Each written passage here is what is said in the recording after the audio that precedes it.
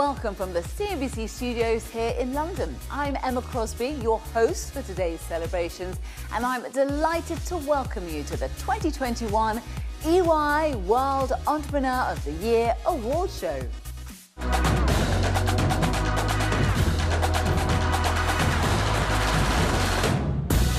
Welcome to the ultimate global competition for entrepreneurs.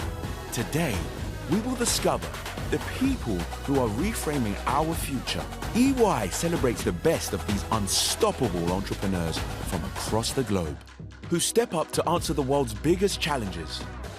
From education to health, sustainability to technology, revitalizing economies and ushering in a new era of prosperity. In just a few moments, you will meet the EY World Entrepreneur of the Year, Class of 2021. Learn how each has built their business confidence and success, and hear how challenges only served to galvanize their determination. Prepare to be inspired as we answer the question, who will be the EY World Entrepreneur of the Year 2021?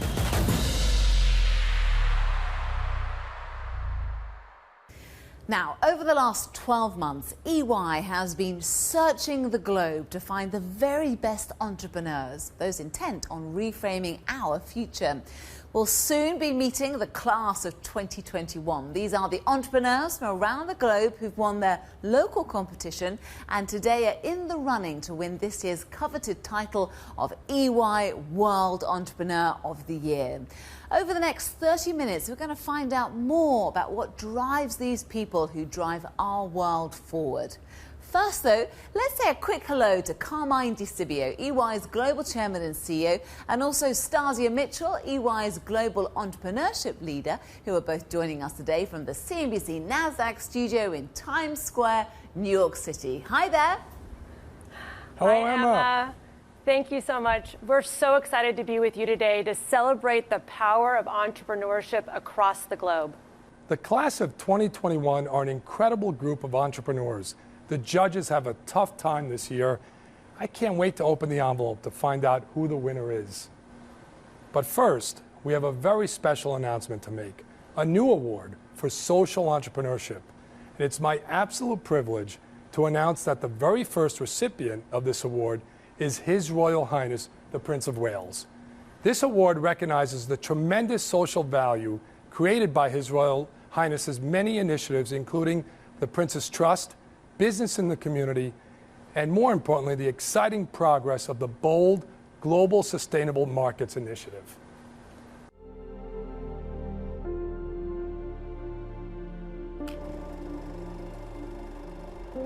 I've spent a lot of effort over my lifetime trying to bring people around the table with the Sustainable Markets Initiative, bring them together, industry by industry, to focus on how can we more rapidly decarbonize each industry, make the transition necessary, and actually find a much better way of doing things.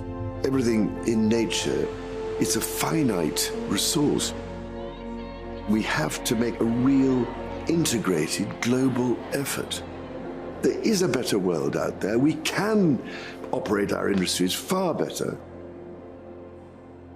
There is real hope, but we've just got to get our act together. In other exciting news, I was fortunate enough to meet with His Royal Highness, the Prince of Wales, recently in London. Your Royal Highness, thank you so much. On behalf of EY and our World Entrepreneur of the Year program, it is an honor that you are accepting our award, our inaugural award for social entrepreneurship. Well, thank you so much, Carmine. I really am enormously touched that you should have even thought of giving me this particular and very special award. I've long believed that the best businesses recognize that they do not actually operate in isolation, but as part of society and as stewards of this planet. So social entrepreneurship is, in my opinion, at the very heart of building a sustainable future. A future that puts nature, people, and planet right at the very heart of our economy. So thank you again so much for even thinking of giving me this award. I'm most flattered. Many congratulations to His Royal Highness the Prince of Wales, and over to you, Emma. Carmine Stasia, thanks so much. And wow, how exciting. Congratulations, of course, to His Royal Highness. Well, guys, do stay where you are because we're crossing back to you later on in the show and to find out, of course, who's going to be taking home this trophy. But first, it's time to meet the class of 2021 and to introduce this year's Unstoppable Entrepreneurs. I'm delighted to welcome Rosaline Blair, the founder and chair of AMS, that's a leading global talent management solution business. Rosaline is also the chair of the independent panel of judges responsible for selecting this year's world winner. Rosaline is also an award-winning entrepreneur herself, and she joins me now from her home in Surrey in the UK. Hi there, Rosaline. Thank you, Emma. To select just one winner has been a tremendous challenge. Every one of our winners has an extraordinary story to tell. Each one of them is working to build an even brighter future for us, which is so important as we emerge from the pandemic. So how do we make our decision? We judge on 6 criteria: entrepreneurial spirit, value creation, strategic direction, national and global impact, innovation, and purpose-driven leadership. It's a rigorous process, but thankfully all of our entrepreneurs thrive on challenge and competition. So on that note, let me introduce you to our class of 2021. A big hello to all of you joining us live from all corners of the globe. Yes, I think we should meet them, don't you? Rosaline, thank you very much. And a big hello and welcome to all our fantastic entrepreneurs who are joining us from around the world. Let's get a big wave. Let's have a look at all those lovely flags. Thank you so much for joining us. It's a real delight to see so many countries and so many regions taking part in what is such an international event for us. And congratulations, you've done brilliantly to get this far. We are really looking forward to learning more about your accomplishments throughout the programme. So do stay tuned, keep waving those flags, and I'm really looking forward to coming back to you at the end of the programme to find out which one of you is going to be this year's winner. Exciting times. First, though, let's find out a bit more about the class of 2021.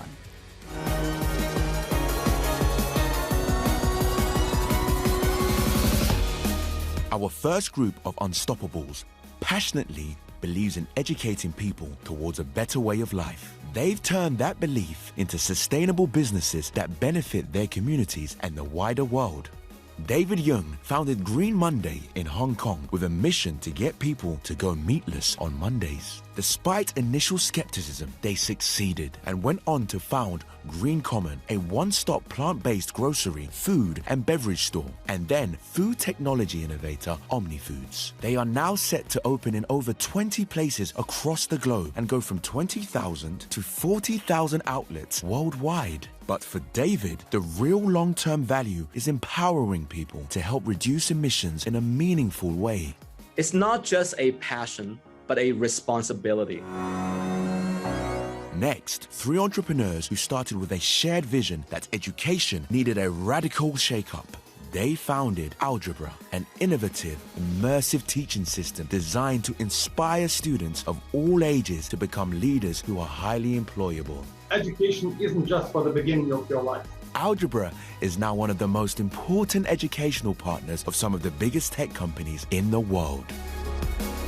Finally, one of this year's inspiring judges, Nicola Mitchell, is on a mission to educate girls. In 2007, she founded Malaika, a non-profit organization offering girls in the Democratic Republic of the Congo free access to education and health programs. A few classrooms have grown into a school for 370 girls and clean water and community programs in Kalibuka. Nowela's advice? It's really never give up. Give everything that you have in your gut and really believe in everything that you do.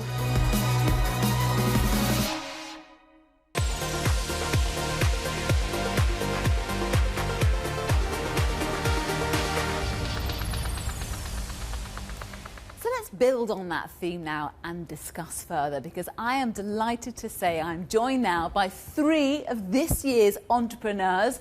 Welcome to Mtete Nayati from Southern Africa. He is the CEO of Altron. We're also joined by Razmina Gurbatova from Azerbaijan. She is the founder, designer and owner of Resim. And we're joined by Alfonso Bustamante from Peru. Mtete, let's start with you. I know that as a schoolboy you wanted to fix and build things, didn't you, when you used to work in your mother's shop? So what does long-term vision and a long-term value mean for you? Long-term value for me is truly about thinking broadly about all of the stakeholders. You know, it could be employees of the company, customers, it could be suppliers, and also in particular communities in which we work. It's building value so that you can impact those key stakeholders in a positive way. That is what I set out to do all the time. And you certainly have. Alfonso, you're nodding in agreement. An equally interesting story you have. You were studying in the United States, you returned to Peru, and I know you were disappointed, to say the least, by the infrastructure that you saw back in your home country after being away. Why was that the inspiration for you to start building long-term value? I believe that you cannot be an island of prosperity surrounded by an ocean of poverty. So that has been my inspiration all the way. And I think it requires courage and empathy to build a healthy business, build a healthy community, and a healthy environment. And Razmina, let's bring you in now. You have a very successful jewelry business in Azerbaijan, but I know that for you it's not just about selling a product, is it? Your products are telling a story and the history of the country that you come from, and a very rich history too. What is your story with that? For me, the long-term value is connected to people, because this is your inspiration, but to start business or to start doing something. But to turn it into long-term value, you have to, in a way, inspire the others. Mtete, you are very successful. You've won many, many awards as an entrepreneur in Southern Africa, but it's not always easy, is it? So what is the most difficult part, would you say, about driving long-term value? It's never easy. The stakeholders do not always have same interests at the same time. You know, this to me was very clear when we were experiencing COVID-19 here in South Africa. And I realized that instead of looking at benefit this time, we're looking at sacrifice, saying which one of the stakeholders, we needed to make sure that all of the stakeholders are sacrificing in a fair way. And by it, there were some who did not necessarily want to sacrifice. It was not an easy discussion to have. But being a company that looks at long-term value, you need to have those tough conversations and stick to your principles. Razmina, how important is it for you to be inspiring women? I never put differences between men or female entrepreneurship. I think entrepreneurship is a journey that all people go with the challenges that they face. But there are things that women perceive differently. And when you share your experience, when you show by your example how you overcome them, I think this is this is very powerful, and this is how they get inspired. Which must be so rewarding. And Alfonso, in terms of rewarding, I know that your company, you've opened schools, you have a big health campaign to eradicate anemia in Peru. Is that more important than making money for you? What kind of satisfaction do you get from that kind of long-term value? In terms of personal satisfaction, for sure, that's a lot more rewarding than just making money. You need to make money in order to do those things, though. So one goes with the other thing. We have to drive with a social purpose, no? I believe that companies that do not have social purposes will not endure, will not be there in 10 years' time. So to sum up, let's finish with some words of wisdom for the next generation of entrepreneurs who are watching this program and would love to follow in your footsteps. Alfonso, what would you like to impart to them? You need to be empathic and resilient, but most of all, passionate. And go for it, because it's worth it. Go for it. Razmina, what would you like to say? I think the most inspiring thing is that entrepreneurship gives you a freedom to do what you like and freedom to do what you believe in. Teto? When we look around us, we see many, many challenges, as my colleagues have indicated.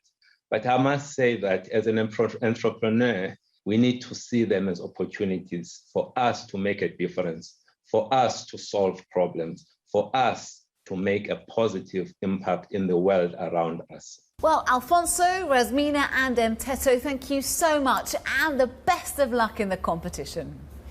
Well, we are fast approaching the announcement of this year's EY World Entrepreneur of the Year winner. First, though, onto the topic of technology.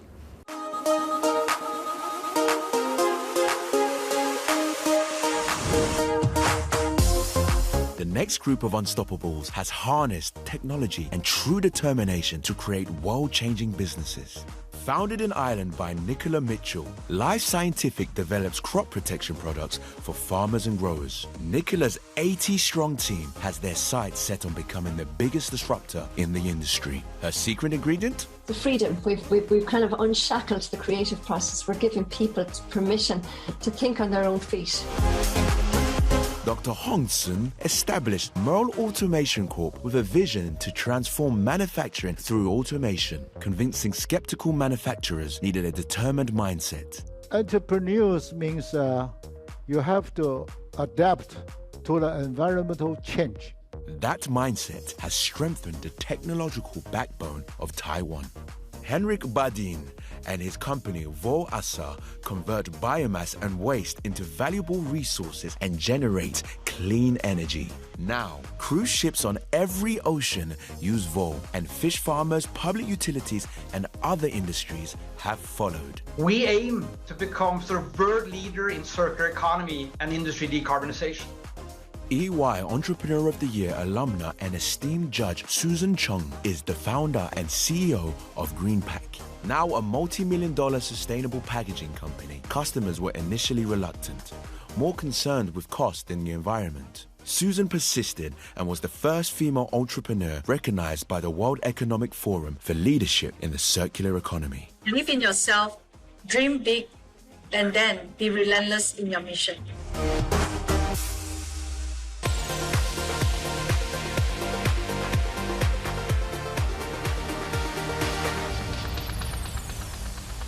Great insights from that report there, and I, for one, find this question absolutely fascinating. Does success come from technology, or does it come from mindset? Well, let's hear now from three more entrepreneurs from the class of 2021.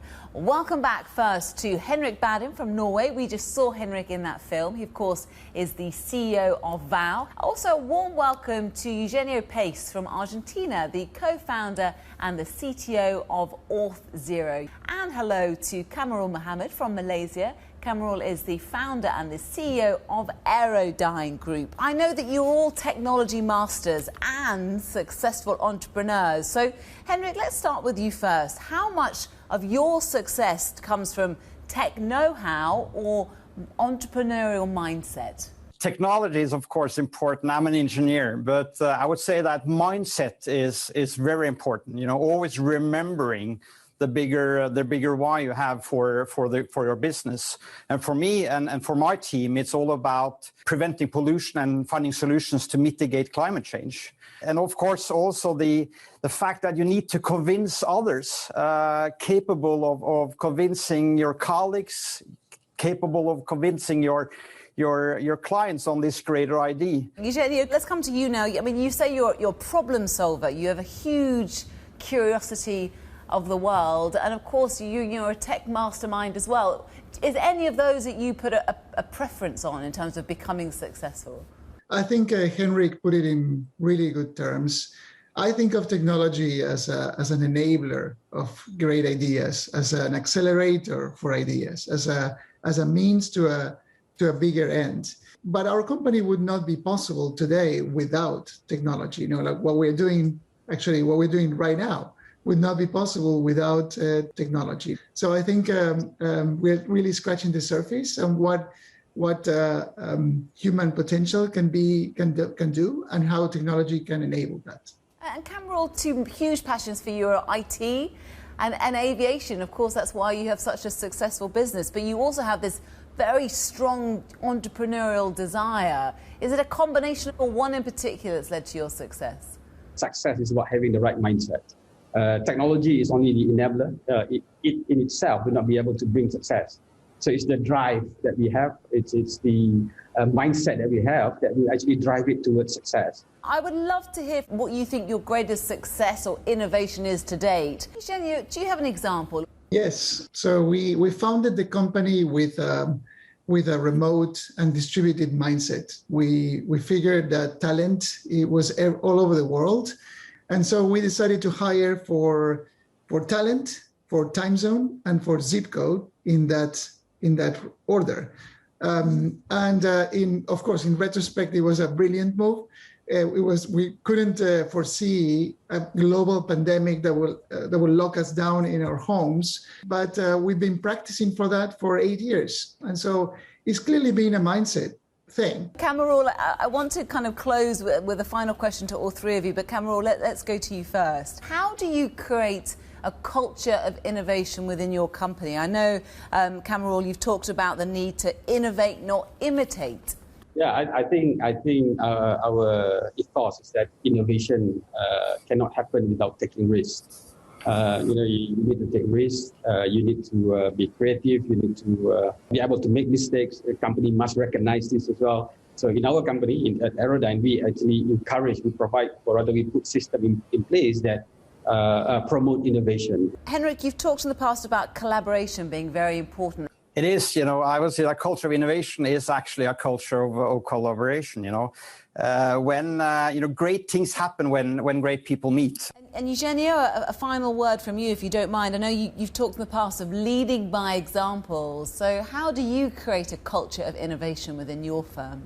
Yeah, it's interesting that the two things that you touch bases on, like innovation and collaboration, are two of the three core values of Auth0. For us, it's all about working together. Innovation is about what Kamarul was saying, which is essentially embracing the uncertainty and risks.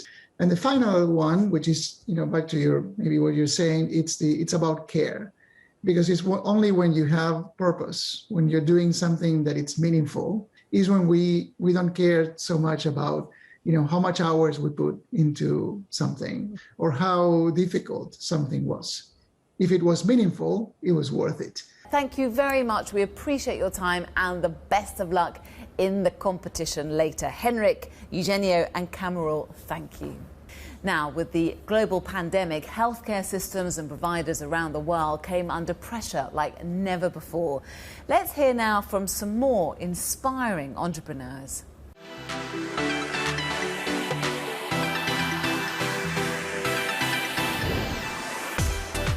This group of unstoppable entrepreneurs is dedicated to disrupting and improving healthcare for all. Dr. Gordon Vanskoy launched the pioneering biopharmacies Panther X Rare and subsequently Rare Med Solutions to help patients with rare diseases.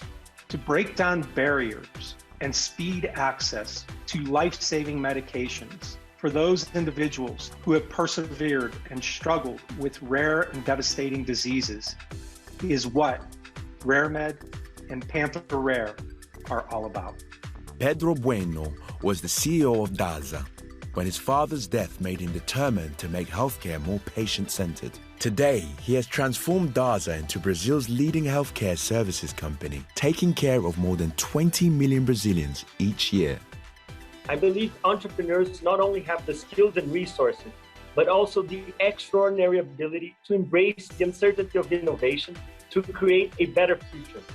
Chong knew very little about science before founding a biopharmaceutical firm in 2003. Today, the business is a multi-billion-dollar global pharmaceutical company developing groundbreaking drugs to treat cancer, autoimmune diseases, and COVID-19. Chong Jin's secret for success. 별로 나보다는 우리 애들. Dr. Kiran Mazumdar-Shaw was last year's EY World Entrepreneur of the Year winner and is one of this year's judges. Starting with $500 and an ambition to leverage science for the benefit of society, Kiran has grown Biocon into one of Asia's leading biotech companies, propelling her onto the global stage. Most recently, she's been at the forefront of the fight against COVID-19. The convergence of technologies is throwing up so many opportunities. Don't miss those opportunities. Grab them when you can.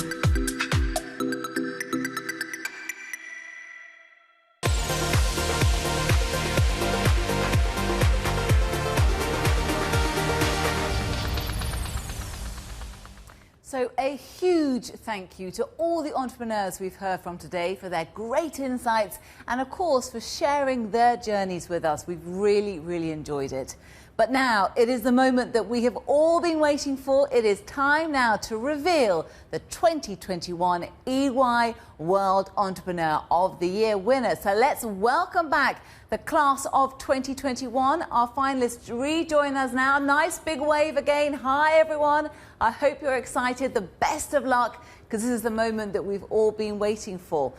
Now, to announce this year's winner, let's go back again to Carmine DeCibio, EY's Global Chairman and CEO, and Nicola Mitchell, EY's Global Entrepreneurship Leader, who are joining us in the CNBC NASDAQ studio in Times Square, New York City. Hi again, guys.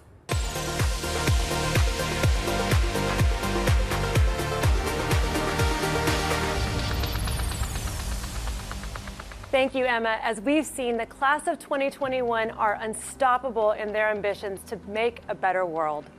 Their vision, insight, and determination makes us believe in a brighter future.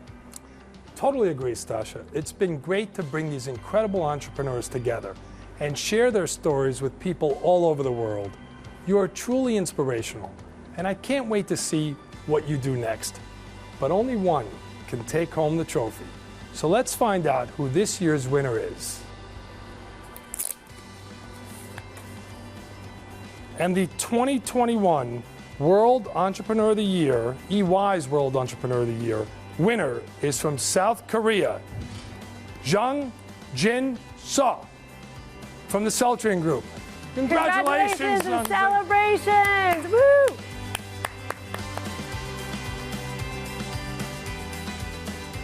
Wow, a huge congratulations there to Jung Jin Seo. We're going to speak to Jung Jin in just a few minutes' time, but first let's find out a bit more about Jung Jin and why he deserves to be the EY World Entrepreneur of the Year winner 2021. It certainly takes a brave entrepreneur to disrupt an entire industry and tackle a global challenge. Jung Jin Seo of South Korea is one of those unstoppable business leaders reframing our future. Having lost his job at an automaker, he set up Celltrion at the age of 45 after listening to a scientist talk about the future of medicine. Jung Jin spotted the potential of biosimilars, affordable biologic products highly similar to already approved biological drugs. This would be an antidote to expensive healthcare. Celltrion launched its first blockbuster product, Remsima, for the treatment of autoimmune diseases, followed by medications for breast cancer and lymphoma. Jung Jin believes his industry has a duty to act in the interest of people. He now aims to help patients access safe, effective, and affordable medicines that will improve the quality of people's lives. Congratulations, Jung Jin, EY World Entrepreneur of the Year 2021. Well, as we get to working on the winner, Jung Jin Seo, who's in South Korea, ready for us for a chat in just a few minutes' time, let's have a final look now at the class of 2021. The EY World Entrepreneur of the Year celebrates the world's most unstoppable entrepreneurs, answering today's biggest challenges. This is our opportunity to celebrate these entrepreneurs, knowing that whoever takes the ultimate prize, each is already a winner in their own region. And every one of them helps to build a better world. It has perhaps never been so important to showcase these people of vision from across the globe and witness the advances in technology and innovation that have helped them achieve their ambitions. To see digital disruptors rise up from every corner of the world, to hear how challenges only served to realize their purpose, to to understand how they have transformed their visions into real sustainable businesses that benefit and improve communities.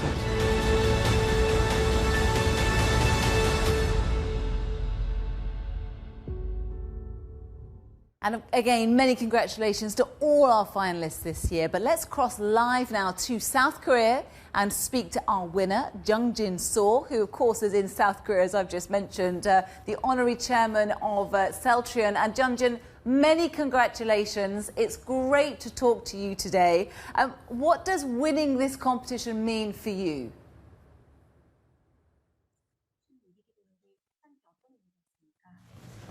안녕하세요. 한국에 있는 셀트리온 그룹의 서정진 회장입니다. I am Jung-Jin Seo, chairman of Celltrion Group in Korea. 이렇게 명예로운 상을 우리 대한민국의 기업에게 주셔서 고맙습니다. I am very grateful giving this honorable award to us, Celltrion in Korea. 이 명예로운 순간이 대한민국에 있는 많은 젊은이들한테 희망이 될 것 같고 많은 기업들과 우리 대한민국의 앞으로의 미래에 또 좋은 응원의 힘이 될 것 같아서 우리 대한민국에 있는 많은 기업인과 젊은이들을 대신해서 감사 인사드립니다. Representing many young entrepreneurs and young people in Korea, I believe that this will encourage them in the future and give them hope. And I am grateful representing them. Fantastic job with that too, Jung-Jin. Tell me, how about your mission now to continue to reframe the future? 네, 미래를 재구성하는 데 있어서 회장님의 미션에 대해서 말씀해 주시겠습니까?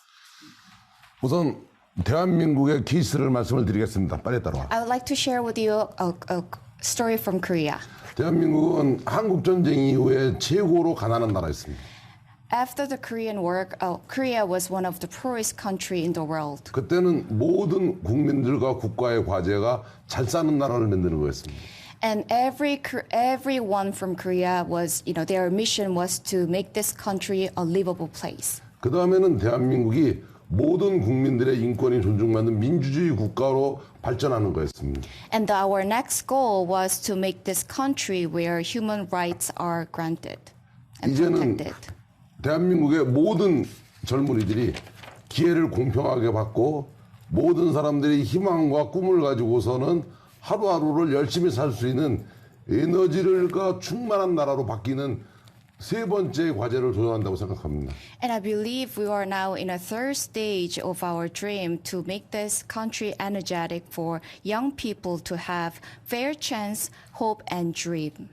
코로나19 이후에 대한민국도 그런 경향이 강했지만 전 세계도 똑같다고 생각합니다. And I believe that not only Korea post the pandemic, all of the world will face the same situation. 미래 전 세계 많은 기업가들한테 주어진 미션은 우리가 가져야 되는 가치관은 바로 이 많은 국가에 있는 모든 젊은이들이나 많은 사람들이 이런 새로운 가치에 도전하게 만드는데 우리가 얼마나 지원하고 후원하느냐가 가장 중요한 역할이라고 생각합니다. I believe the most important mission given to entrepreneurs around the world is to how we can better support and sponsor young people so that they can challenge to protect and live up to their value. We will leave it there. Jung-Jin Seo, many congratulations for winning this year's EY World Entrepreneur of the Year. It's been a fabulous pleasure to have you on the programme, and we hope you go and celebrate now. Many congratulations again to Jung-Jin Seo. Right, that is all we have time for, I'm afraid. Thank you so much for joining us today and celebrating these unstoppable entrepreneurs with us. A huge congratulations once again to Jung-Jin Seo, who's a deserving winner for all the work that he does in Celltrion Group. And of course, a huge thank you to all the entrepreneurs involved this year. We've loved learning about you and reading your stories as well. And the best of luck for your futures too. For more information about entrepreneurs featured today or to nominate an entrepreneur for next year's competition, then all you have to do is head to ey.com/WEOY.